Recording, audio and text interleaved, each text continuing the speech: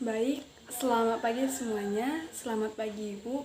Perkenalkan, nama saya Maria Marsiana. Saya dari program studi pendidikan anak usia dini, kelas A3 semester 3, NIM 19030878. Mata kuliah pengenalan kebudayaan Dayak.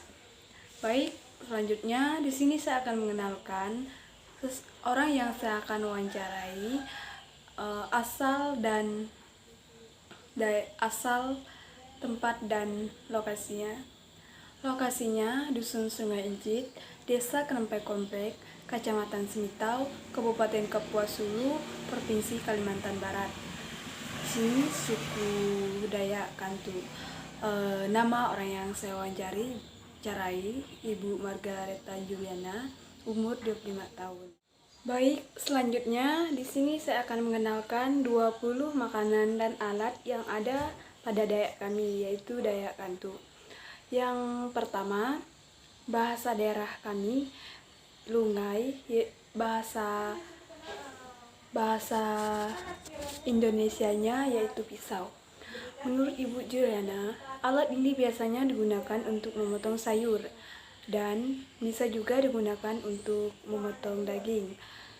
Cara pembuatan pisau ini bisa juga digunakan pada api yang membara dan bisa kita diamkan lama-kelamaan pada api membara sehingga dia menimbulkan uapan yang panas pada pisau tersebut. Baik, yang kedua yaitu makanan tempoyak. Makanan ini biasanya digunakan untuk mencampur makanan asam pedas.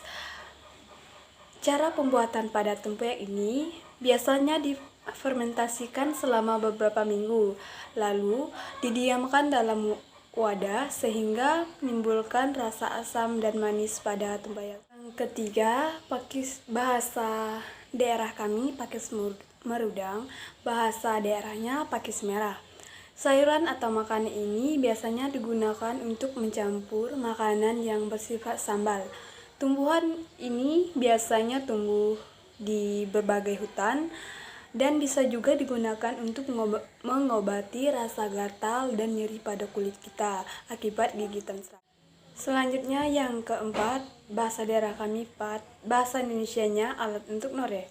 Alat ini biasanya digunakan oleh masyarakat sekitar untuk menghasilkan kulit karet yang biasanya digunakan masyarakat untuk kebutuhannya dan menghasilkan berbagai macam karya yang diinginkan pembuatan. Kelima, tengkidung. Alat ini biasanya digunakan untuk meletakkan padi yang akan dimesin ataupun padi yang akan dihaluskan. Sedangkan cara atau bahannya terbuat dari rotan yang terlebih dahulu dikeringkan sebelum digunakan. Selanjutnya yang keenam, bahasa daerah kami bunil, bahasa Indonesianya anting-anting.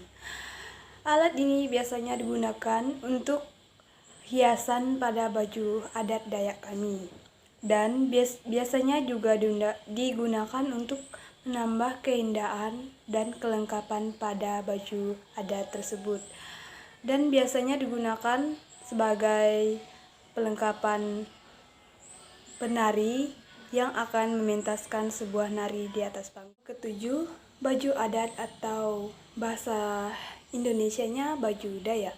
Baju Dayak merupakan baju adat yang biasanya digunakan untuk acara pernikahan ataupun sebuah acara penyambutan. Tarian adat biasanya dilaksanakan oleh masyarakat setiap tahunnya. 8. Bahasa daerah kami Tenggak atau bahasa Indonesianya kalung. Kalung ini adalah hiasan yang digunakan untuk melengkapi baju adat Dayak dan melengkapi pada keindahan baju Dayak tersebut. Bahannya terbuat dari bahasa daerah Dayak kami pengetang kepala atau bahasa Indonesianya pengikat bagian atas kepala. Pengikat bagian atas kepala ini biasanya digunakan untuk hiasan kepala untuk melengkapi keindahan dari baju adat tersebut. Makna dari warna merah pada bahan tersebut untuk menunjukkan sebuah keberanian pada diri seseorang. Selanjutnya yang ke-10, bahasa daerah Dayak kami duku, bahasa Indonesianya parang. Parang adalah senjata tajam yang terbuat dari besi biasa. Bentuknya relatif sederhana, tanpa pernak-pernik. Kegunaannya sebagai alat pemotong atau alat tebas pada masyarakat. Yang ke-11, syal. Syal adalah kain adat Dayak yang biasanya digunakan untuk hiasan di bagian leher dan kepala. Kain syal ini memiliki makna tersendiri, yaitu berwarna merah memiliki makna tumpah darah dan keberanian seseorang untuk selalu ingin berada di depan. Sementara itu, cara pembuatan kain syal ini biasanya dengan cara kami penukik, bahasa Indonesianya penoreh kulit. Alat ini biasanya digunakan oleh masyarakat setempat untuk mengambil bagian darah pada kulit kita, dan juga biasa digunakan untuk kulit kita yang sensitif atau akibat gigitan serangga, dan bisa juga digunakan untuk mengambil bagian darah kita yang tidak digunakan lagi. Cara pembuatan alat ini biasanya dibuat dengan cara di api membara, dan sehingga pada api tersebut menguap dan menghasilkan api yang kuat. 13. Capin. Capin ini adalah alat yang biasa digunakan petani untuk menyimpan padi ketika menanam padi di ladang. Cara pembuatan pada capin ini biasanya terbuat dari bahan daun perupuk atau daun yang berwarna hijau yang memiliki duri-duri di sisinya.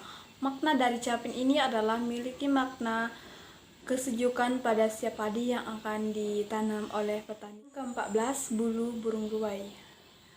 Bulu burung ruai ini adalah bulu burung yang biasanya digunakan untuk hiasan dinding ataupun hiasan bagian kepala ketika pengguna melakukan aktivitas menarik di bagian penari. Bulu ruai ini sangatlah menarik ketika digunakan untuk hiasan bagian kepala maupun di bagian dinding di rumah kita. Selanjutnya ke yang 15, bahasa daerah Dayak kami tangguh, bahasa Indonesianya teratai hiasan di bagian leher kita atau bagian kalung sini. Teratai hiasan kalung ini adalah hiasan yang digunakan untuk perlengkapan baju adat Dayak. Agar perlengkapan semuanya lengkap, dilengkapi dengan hiasan kalung teratai yang digunakan untuk bagian leher. Ke-16, gelang kaki. Gelang kaki ini adalah pengenalan khas Dayak budaya Kantu. Gelang kaki ini biasanya digunakan untuk keindahan pada kaki dan digunakan dari Dayak untuk melengkapi keindahan pada baju Dayak tersebut. Ke-17, pakis hijau. Pakis ini biasanya digunakan masyarakat untuk jadikan sayuran orang yang baru saja melahirkan.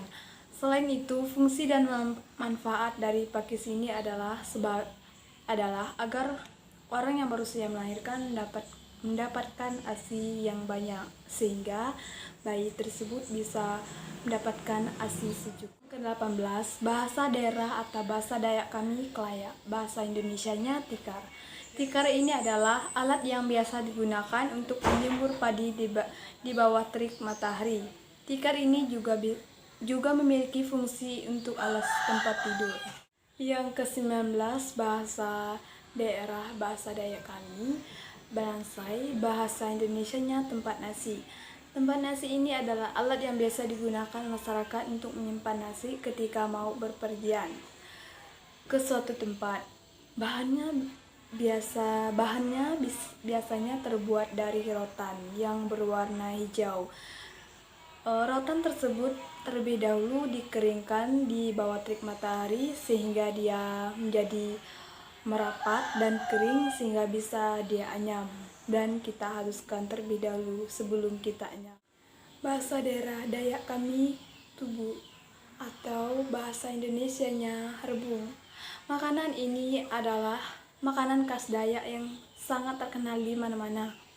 Rebung ini juga merupakan pohon bambu yang baru saja tumbuh dan bisa dijadikan sayuran. Rebung ini juga bisa dijadikan sayuran kering dengan cara terlebih dahulu kita rebus lalu jemur hingga kering menjadi warna kecoklatan. Baik, sekian deskripsi pengenalan budaya adat di daerah saya. Ada 20 macam yang saya kenalkan di sini. Selanjutnya saya ucapkan selamat pagi dan salam sejahtera buat kita semua.